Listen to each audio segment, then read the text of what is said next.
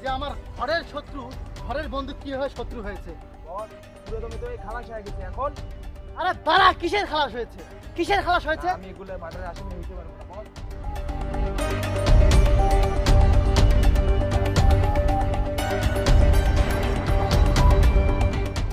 কি করেছো?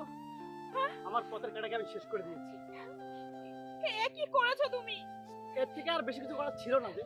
এই ওর নিজের ভালোবাসাকে বিসর্জন দিয়ে ও ও তোমার কাছে আমাকে দিয়ে গেছে, আর তুমি তুমি এই পরিণতি করেছো।